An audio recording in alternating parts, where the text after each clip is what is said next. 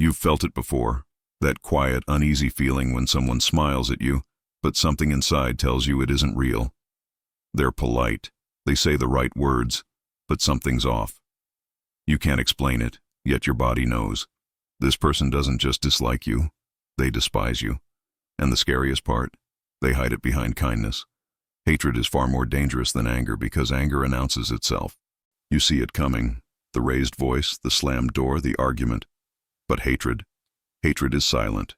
It smiles while it waits, pretending to care, all while quietly planning your downfall.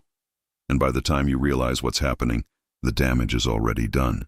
This isn't paranoia, it's awareness. The kind Marcus Aurelius warned about when he said, "The best revenge is to be unlike him who performed the injury." But before you can rise above the hatred of others, you have to see it clearly, how it hides, how it operates, and how it slowly poisons everything around you. Because hatred rarely shows itself openly.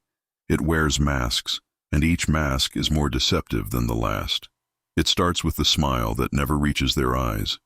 You've seen it. That polite, flawless smile that looks right but feels wrong. The mouth smiles, but the eyes are flat, empty, lifeless. A real smile lights up the whole face. A fake one only stretches the lips. I once saw this at a community event. A woman had just earned a big promotion, something she'd worked years for. The first person to congratulate her was a colleague who had wanted that same role.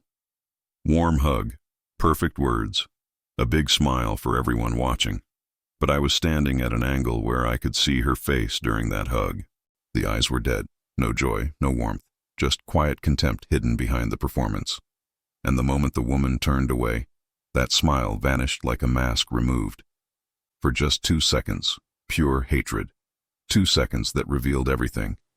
Over time, the colleague's kindness turned into subtle sabotage, missed emails, incomplete information, perfectly timed mistakes that made the woman look careless. Every action seemed helpful on the surface, but somehow always left her struggling. That's the genius of hatred. It doesn't shout, it whispers, it stays close. Because closeness gives it power. Anger pushes people away. Hatred pulls closer so it can strike when you least expect it. Then there's the silence. That cold stillness that creeps in when you succeed.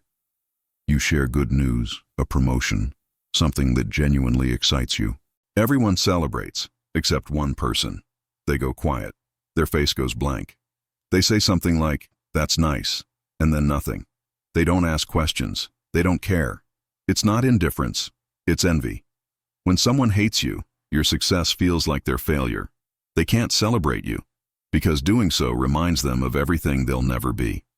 Seneca said, "Envy is the ulcer of the soul." That's what you're seeing, a wound disguised as silence. Sometimes hatred wears a polite excuse. They're suddenly too busy for you, but somehow never for anyone else. Every invitation you send gets the same response.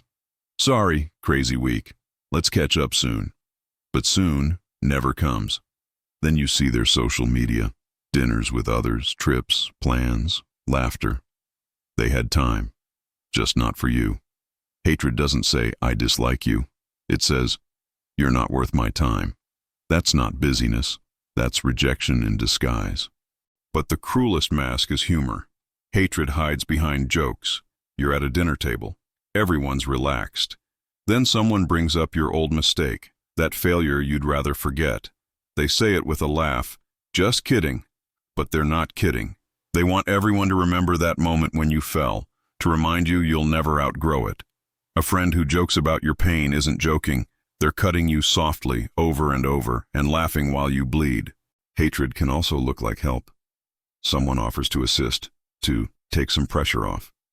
You trust them, you accept. Then everything starts to fall apart. Small errors, tiny delays, details that don't add up. When you question them, they apologize. "I'm so sorry, I misunderstood." But it keeps happening. Once is a mistake. Twice is a pattern. 3 times is a strategy. Hatred wrapped in help is the most dangerous kind, because it comes with a smile and a sorry. Sometimes they won't sabotage you directly. They'll just stand by and watch you fail. You're struggling, clearly drowning, and they have the solution. They could help, but they don't. They watch. And when you finally pull yourself out, they look disappointed. Not relieved, disappointed. That's not neutrality. That's pleasure in your pain. The Stoics called it cruelty through indifference, when someone has silence is more violent than words could ever be. And when hatred matures, it spreads. It starts whispering about you to others, not insults, not rumors, but concerns. They'll say, I don't want to gossip, but I'm worried about them. And then they twist your story just enough to make people question you. By the time you notice, people have already changed. They're quieter, more distant. You haven't done anything wrong, but your reputation is already poisoned. That's how hatred kills. Not through confrontation, but through infection. For some, hatred becomes a lifestyle. They never forget, and they never forgive. Years can pass, you can apologize, you can change. But it doesn't matter. They'll remind you of the past over and over, keeping old wounds alive just to make sure you keep bleeding. To them, forgiveness isn't peace, it's surrender. And they'd rather live with hate than let go of the power it gives them. Epictetus once said, anyone capable of angering you becomes your master.